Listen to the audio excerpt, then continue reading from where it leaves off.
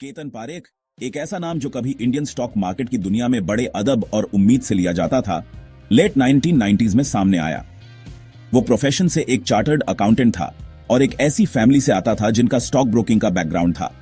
इस खानदानी विरासत ने उसे मार्केट के काम करने के तौर तरीकों की पेचीदगियों से बहुत पहले ही रूबरू करा दिया था। मजे की बात यह है कि ऐसा भी कहा जाता है कि उसने शुरुआती गुर हर्षद मेहता से सीखे थे, वही हर्षद मेहता जो 1992 के सिक्योरिटीज स्कैम का बदनाम मास्टरमाइंड था। लेकिन पारेख का मकसद था अपनी एक अलग पहचान बनाना। उसने खुद को एक मॉडर्न टेक सेवी इन्वेस्टर के तौर पर पेश किया जो ट्रेडिंग रिंग्स के पुराने खिलाड़ियों से बिल्कुल अलग था। उसकी शुरुआती कामयाबियों पर सबकी नजर गई और जल्द ही उसकी ऐसी इमेज बन गई कि वो जिस चीज को छू ले वो सोना बन जाती है, खासकर उभरते हुए टेक्नोलॉजी सेक्टर में। उसके ऊपर उठने में .com बूम का बड़ा हाथ था जो उस वक्त ग्लोबल मार्केट्स में छाया हुआ था।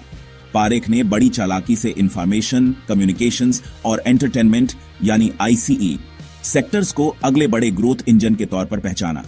वो खास तौर पर पेंटामीडिया ग्राफिक्स और HFCL जैसी कंपनियों में अपने एग्रेसिव इन्वेस्टमेंट्स के लिए जाना जाने लगा, जिससे उसे पेंटाफोर बुल का नाम मिला।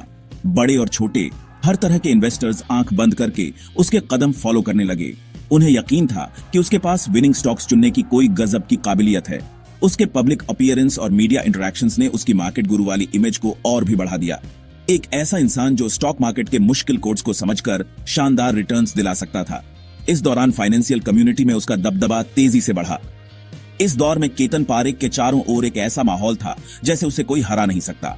उसे सिर्फ एक इन्वेस्टर ही नहीं बल्कि एक दूरदर्शी इंसान के तौर पर देखा जाता था जो टेक्नोलॉजी के भविष्य और उसके कमर्शियल पोटेंशियल को समझता था। उसकी सिफारिशों से स्टॉक की कीमतें आसमान छू सकती थीं और अगर वो किसी स्टॉक में दिलचस्पी ना दिखाए तो वो धड़ाम से नीचे गिर सकती थीं। कई नए जमाने के एंटरप्रेन्योर्स भी उसका साथ चाहते थे। उन्हें लगता था कि उसके जुड़ने से उनके वेंचर्स को भरोसा मिलेगा और भी इन्वेस्टमेंट आएगा। इससे एक ऐसा जबरदस्त सिलसिला बन गया जहां उसकी कामयाबी की इमेज और फॉलोअर्स और पैसा खींचती थी, जिससे मार्केट के एक बड़े खिलाड़ी के तौर पर उसकी पोजीशन और मजबूत होती गई।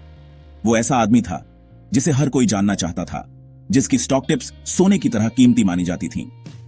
शुरू में उसकी स्ट्रेटेजी ऐसी कंपनियों को पहचानने पर फोकस लगती थी जिनमें हाई ग्रोथ पोटेंशियल हो, खासकर टेक्नोलॉजी और टेलीकॉम सेक्टर्स में, जो उस वक्त मार्केट के दुलारे थे।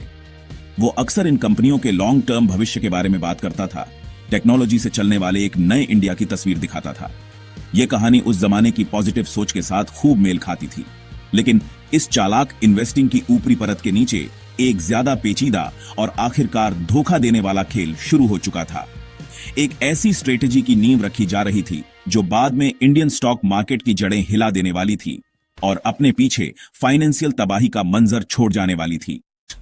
केतन पारेख के सारे कामकाज के सेंटर में कुछ चुने हुए स्टॉक्स थे जो K10 स्टॉक्स के नाम से मशहूर थे।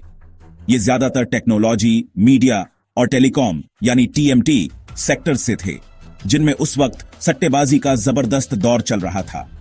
इस बास्केट के कुछ बड़े नामों में Global Telesystems, Zee Telefilms, HFCL, Pentamedia Graphics, Silverline Technologies, Aftek Infosys और सत्यम कंप्यूटर्स शामिल थे। पारेख ने इन स्टॉक्स को जबरदस्त तरीके से सपोर्ट किया, उनके लिए एक तरह की दीवानगी पैदा कर दी थी। उसने उन्हें इंडिया के टेक्नोलॉजिकल रेवोल्यूशन के लीडर के तौर पर दिखाया, जो उन इन्वेस्टर्स को जबरदस्त रिटर्न्स दे सकते थे जो उनके पोटेंशियल पर और साथ ही उसकी सोच पर यकीन करते थे। पारेख ने इन K10 स्टॉक्स के साथ पंप एंड डंप स्कीम की कला में महारत हासिल कर ली थी। यह तरीका नया तो नहीं था, लेकिन उसने इसे इतने बड़े पैमाने पर इस्तेमाल किया जितना पहले कभी नहीं हुआ था। इसमें होता यह था कि इन चुने हुए स्टॉक्स की कीमतों को जानबूझकर बढ़ाया जाता था, मिलकर खरीदारी करके, और अक्सर इसके लिए गलत तरीकों से हासिल किया गया पैसा इस्तेमाल होता था। वो इनकाउंटर्स में जबरदस्त खरीदारी का माहौल बना देता था, जिससे उनके शेयर की कीमतों में तेजी से और अक्सर बिना किसी वजह के बढ़ोतरी होती थी। ये सब उसके इशारे पर काम करने वाली कंपनियों और ब्रोकर्स के एक पेचीदा जाल के जरिए किया जाता था। कीमतों में अचानक आई इस तेजी से भोले भाले रिटेल इन्वेस्टर्स आकर्षित होते थे, जो एक सुनहरा मौका चूक जाने के डर से इस बहती गंगा में हाथ धोने कूद पड़ते थे, जिससे कीमतें और बढ़ जाती थीं। इस नकली डिमांड और कीमतों में बढ़ोतरी के लिए पारेख और उसके साथियों ने बड़े पैमाने पर सर्कुलर ट्रेडिंग की। इस तरीके में ऑपरेटर्स का एक ग्रुप आपस में ही शेयर्स की खरीद फरोख्त करता है ताकि ऐसा लगे कि बहुत ज्यादा ट्रेडिंग वॉल्यूम और लिक्विडिटी है। इस बनावटी एक्टिविटी से स्टॉक्स असलियत से कहीं ज्यादा आकर्षक और एक्टिवली ट्रेडेड लगते थे। इसके अलावा वो मीडिया चैनल्स और मार्केट की अफवाहों का अपने फायदे के लिए इस्तेमाल करने में माहिर था। ऐसी कहानियां फैलाता था जो K10 स्टॉक्स की बड़ाई करती थी। इस सोची समझी हवाबाजी ने रिटेल इन्वेस्टर्स को खींचने में बड़ा रोल निभाया, जो इन हॉट पिक्स से गारंटीड हाई रिटर्न्स की कहानी से बहक गए थे। जब K10 स्टॉक्स की कीमतें नकली तरीके से बढ़कर अपनी ऊंचाई पर पहुंच जाती थीं, तो ऑपरेशन का डंप फेज शुरू होता था। केतन पारेख और उसके करीबी लोग फिर अपने शेयर्स उन भोले भाले पब्लिक इन्वेस्टर्स को बेचने लगते थे, जो बढ़ती कीमतों और पॉजिटिव माहौल के झांसे में आ गए थे। जैसे ही पारेख की कंपनियों के पास मौजूद बड़ी मात्रा में शेयर्स बिकते, स्टॉक की कीमतों का नकली सहारा गायब हो जाता। इससे लाजमी तौर पर इन K10 स्टॉक्स की कीमतों में भारी गिरावट आती थी, जिससे अनगिनत रिटेल इन्वेस्टर्स के हाथ में ऐसे शेयर्स रह जाते थे जिनकी कीमत उनके खरीदे हुए दाम से बहुत कम होती थी, जबकि पारेख और उसके साथी इस हेराफेरी से मोटा मुनाफा कमाकर निकल जाते थे। इतने बड़े पैमाने पर मार्केट मैनिपुलेशन स्कीम चलाने के लिए केतन पारेख को बहुत बड़ी रकम की जरूरत थी। एक साथ कई स्टॉक्स की कीमतें नकली तरीके से बढ़ाने के लिए लगातार और भारी मात्रा में फंड्स का आना जरूरी था।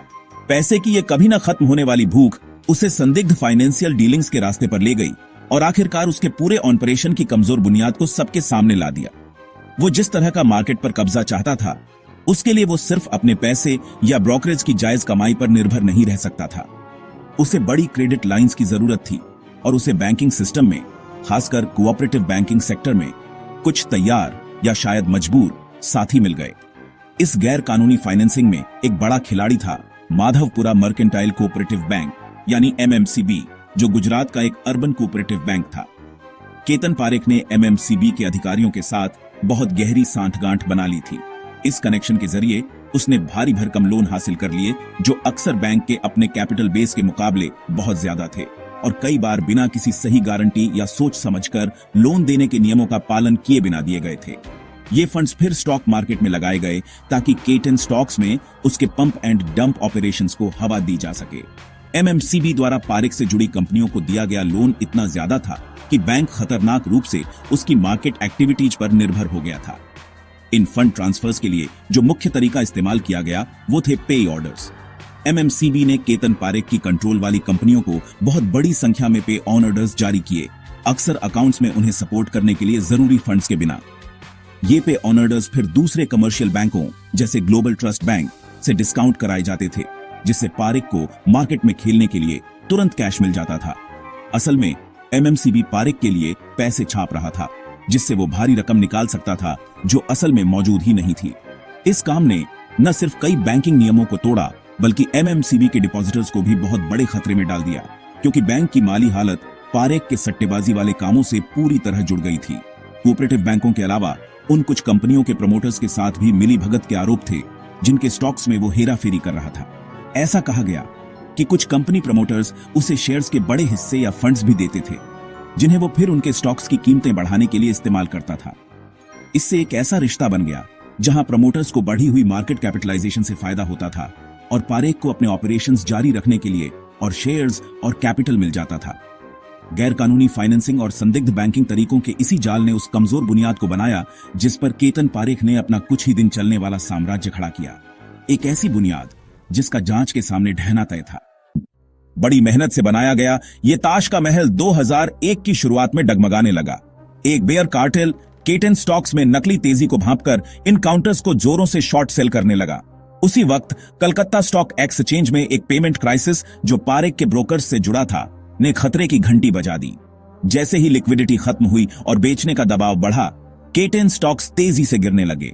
पहला बड़ा झटका तब लगा जब केतन पारेख अपने पेमेंट के वादे पूरे नहीं कर पाया, खासकर वो जो माधवपुरा मर्केंटाइल कोऑपरेटिव बैंक द्वारा जारी किए गए पे ऑन ऑर्डर्स से जुड़े थे और जिन्हें बैंक ऑफ इंडिया जैसे दूसरे बैंकों से डिस्काउंट कराया गया था, जिनका MMCB के साथ क्लियरिंग अरेंजमेंट था। स्कैम के सामने आने के नतीजे बहुत भयानक थे।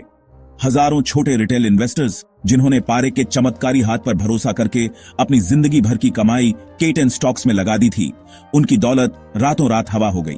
स्टॉक मार्केट में भारी गिरावट आई, जिससे इन्वेस्टर्स का भरोसा बुरी तरह टूट गया।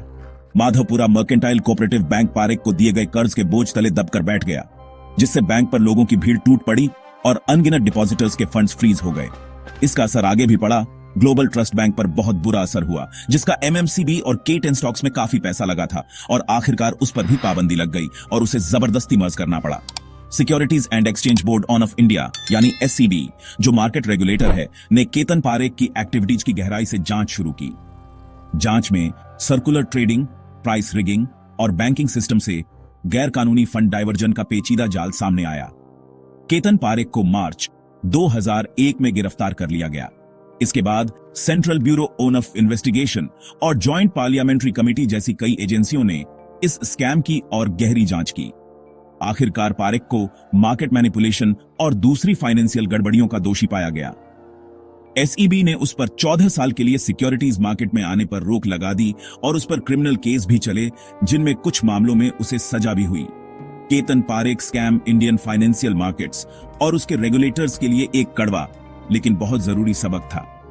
इसने मार्केट सर्विलांस में बड़ी कमियों, बैंकिंग सिस्टम खासकर कोऑपरेटिव बैंकों के फ्रॉड के आगे कमजोर होने और नियमों को सख्ती से लागू करने की जरूरत को उजागर किया।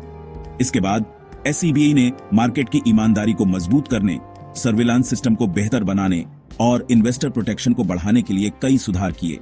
हालांकि इस स्कैम से बहुत ज्यादा दुख और फाइनेंशियल नुकसान हुआ, इसने इस पक्की बात को साबित कर दिया कि हेराफेरी और धोखा, चाहे कितने भी शातिर क्यों न हो, हमेशा नहीं चल सकते। आखिरकार सच्चाई की तलाश और कानून का पालन, भले ही इसमें कभी कभी वक्त लगे, मार्केट में इंसाफ बनाए रखने में कामयाब होते हैं।